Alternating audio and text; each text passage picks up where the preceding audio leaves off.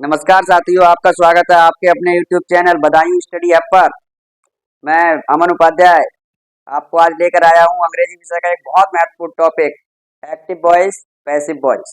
Active voice, passive voice से परीक्षा में एक वाक्य जरूर आता है जो एक्टिव को आप तो या तो पैसिव में करना होता है, और कभी कभी थोड़ा टिपिकल होने के कारण जो है एग्जामिनर पैसिव वॉइस को एक्टिव में बदलवा देता है। तो देखो, सबसे पहले हम शुरुआत करते हैं कि एक्टिव और पैसिव वॉइस में करना क्या होता है। हमको जो सेंटेंस हमें मिलते हैं उनमें क्या होता है, सबसे पहले लिखा होता है एक्टिव वॉइस में क्रम, सब्जेक्ट, वर्ब, ऑब्जेक्ट।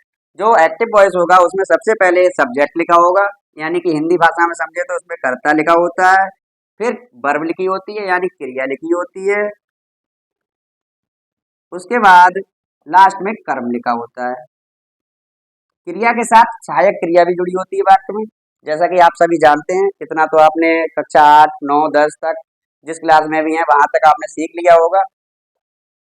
जब भी हम वाक्य को पैसिव में बदलते हैं तो कर्म को पहले लेकर आते हैं, कर्ता को बाद में लेकर जाते हैं। इस तरीके से क्रिया वही बनी रहती है जैसा कि इसमें समझाया गया है। देखिए, एक्टिव सेंटेंस में क्रम, subject, verb, object. Passive sentence में क्रम, ऑब्जेक्ट, वर्ब की थर्ड फॉर्म। जो क्रिया होगी आपकी, क्रिया की आपको तीसरी अवस्था लानी है। क्रिया की प्रथम अवस्था, सेकंड अवस्था, तीसरी अवस्था यानी थर्ड फॉर्म लानी है। फिर उसके बाद आपको ऑब्जेक्ट जो होता है उसको सब्जेक्ट बनाना होता है, यानी कि यहाँ पर आपको लाना होगा कर्म, और अंत में आपका आता है कर्ता। जैसा कि ऊपर लिखा गया है कि जब भी थर्ड फॉर्म लगाते हैं उसके बाद जो सब्जेक्ट हमने ऑब्जेक्ट बनाया उसको बाई के साथ लिखते हैं। यहाँ पर लगा देंगे आप बाई। केवल आपको इतना ही याद रखना है। सबसे महत्वपूर्ण टॉपिक, सबसे महत्वपूर्ण बात यह है एक्टिव और पैसिव के लिए। देखो, पैसिव सेंटेंस में सदैव क्रिया की थर्ड फॉर्म प्रयोग होती है। चाहे किसी भी प्रकार का सेंटेंस हो, उसमें आपको लगानी थर्ड फॉर्म ही है। चाहे फर्स्ट फॉर्म लिखी हो, चाहे सेकंड लिखी हो, चाहे थर्ड लिखी हो, आपको लगानी थर्ड फॉर्म ही है। कभी कभी आईएनजी फॉर्म भी लिखी होती है कंटिन्यूअस के सेंटेंस में। देखो, सबसे पहले जो टेंस होते हैं, 12 प्रकार के जो टेंस होते हैं उनमें से केवल 8 प्रकार की बनाते हैं। जो 12 प्रकार के सेंटेंस हैं उनमें से केवल हम 8 प्रकार की बनाएंगे। कौन कौन से 12 प्रकार की मैं जो बात कर रहा हूँ 12 प्रकार के, वो इस प्रकार है। देखो, प्रेजेंट यानी प्रेजेंट इंडेफिनिट, प्रेजेंट का दूसरा कंटिन्यूअस, प्रेजेंट परफेक्ट और प्रेजेंट परफेक्ट कंटिन्यूअस। दूसरा past, past indefinite, past continuous, past perfect और पास्ट परफेक्ट कंटिन्यूअस। तीसरा future, future indefinite, future continuous, future perfect और फ्यूचर परफेक्ट कंटिन्यूअस। तो जितने भी परफेक्ट कंटिन्यूअस के हैं, 1, 2, 3, इनकी तो हमें बनानी नहीं है। प्लस हमें फ्यूचर कंटिन्यूअस की भी नहीं बनानी, तो ये भी कट हो गया। अब आपके पास बचे 8। इन 8 की बनानी है। 8 के जो सेंटेंस होंगे वो मिनिमम आपको एक एक टेंस में 2 या 3, 3 या 4 तरीके के सेंटेंस मिलेंगे। कौन कौन से? एक आपको पॉजिटिव मिलेगा, दूसरा निगेटिव मिलेगा, तीसरा इंट्रोगेटिव।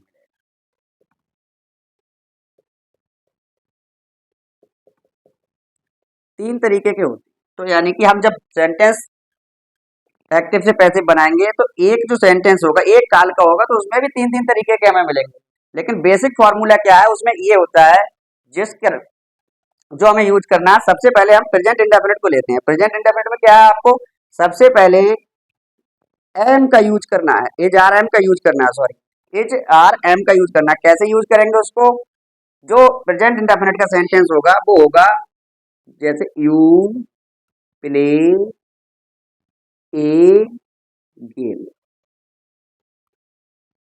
अब ये प्रेजेंट इंडेफिनिट का वाक्य है तो इसको हम चेंज करेंगे, a game is played by you. हमने देखो सेम फॉर्मूला लगाया है जो लिखा गया था भाई। कैसे? Subject, verb, object, subject, verb, object, object, verb, subject, object, verb, subject, is का यूज हमने कर लिया, जैसा कि इसमें दिया गया, देखो इज का यूज कर लिया, बाई लगा दिया। ये आपका सबसे पहला फॉर्मूला है।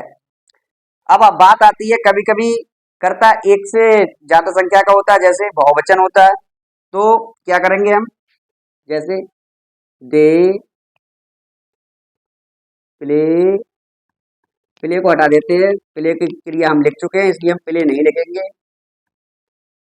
रिंग द बेल, तो द बेल इज रंग, थर्ड फॉर्म आ गई, बाई देम। ये तो बात रही आपकी प्रेजेंट इंडेफिनिट की। और बाई चांस अब इसके बाद जो दूसरा आ जाता है आपका प्रेजेंट कंटिन्यूस। तो प्रेजेंट कंटिन्यूस के लिए हमें क्या करना होगा, जो एजारम का यूज करेंगे उसके साथ हम आईएनजी और बीइंग और बढ़ाएंगे, क्योंकि जो वाक्य लिखा होगा पहले से उसमें आईएनजी लगी होगी, उसमें आईएनजी लगी होगी तो हम बीइंग का बढ़ाएंगे। ऐसे ही पास्ट कंटिन्यूस में भी जब हम जाएंगे नीचे को तो उसमें ब्राजभर बढ़ा देंगे और आईएनजी लगी होगी इसलिए बीइंग का यूज करेंगे। तो सबसे पहले मैंने जब प्रेजेंट इंडेफिनिट का लिया है तो दूसरा मैं लेता हूँ बात पास्ट इंडेफिनिट का। पास्ट इंडेफिनिट का बात कैसा होगा,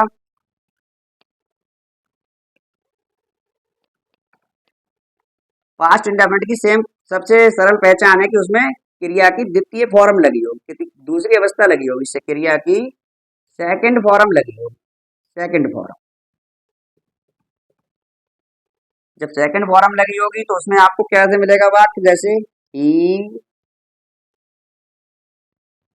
काट ए बाल, इसका पैसे बनाएंगे ए बाल बाज काट वाई, और ही का हो जाएगा आपका हिम, ही का हिम। कुछ शब्द ऐसे होते हैं जिनको हम एक्टिव से पैसिव बनाते समय उनमें बदलाव करना पड़ता है, जैसे हम ही को हिम में,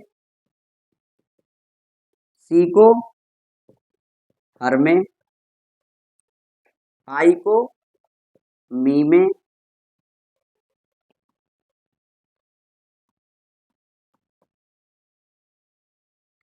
आई को मी में, यू का यू ही रहता है दोनों तरफ, दे का देम कर देते हैं,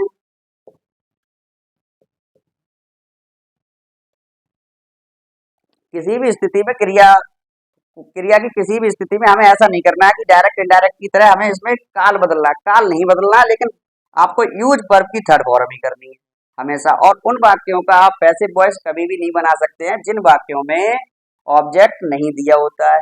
जैसे कभी कभी इस तरीके का भी सेंटेंस आपको प्राप्त हो जाएगा, जैसे ही प्ले, तो इस तरीके के सेंटेंस होते हैं उनका पैसिव वॉइस नहीं बनाया जाता है।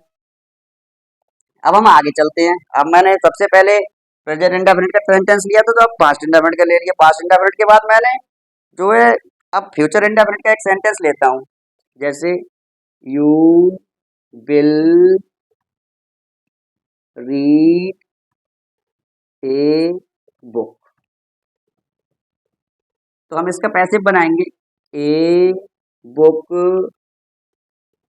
बिल तो पहले से ही लिखा है जैसा कि इसमें नियम बताया गया, बिल तो पहले से लिखा है, विल बी शैल बी, तो a book will be read by you.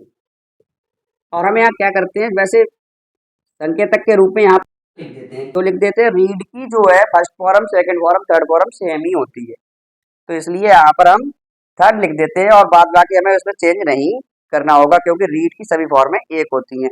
मैं आशा करता हूँ आपको आज इंडेफिनिट सेंटेंस की तीनों बातें समझ में आ गई होंगी, तीनों तरीके के indefinite, present indefinite, past indefinite, future indefinite समझ में आ गया होगा। और आगे की कार्रवाई के लिए मतलब आगे की प्रक्रिया के लिए मैं अगले नेक्स्ट वीडियो में आपको बताऊंगा कि एक्टिव से पैसिव किस प्रकार बनाएंगे हम, उसके बारे में हम बात करेंगे अगले वीडियो में। कंटिन्यूस टेंस की, परफेक्ट की और अदर भी सेंटेंस हैं, इसलिए पार्ट वन जो आपका है ये आप ये पार्ट वन मान के चलिए, इसको क्या मानेंगे पार्ट वन, कि पार्ट वन जो है वो यहीं तक है। अब नेक्स्ट वीडियो में जो है पार्ट सेकंड आपको मैं कराऊंगा, जिसमें सेपरेटली अलग अलग उदाहरण लेकर और उदाहरणों के साथ उनका पैसे भी आपको बनवाया जाएगा। और आपसे आशा की जाती है कि आप बदायूं स्टडी हब के चैनल को लाइक करें, सब्सक्राइब करें और अपना प्यार हमें प्रदान करें।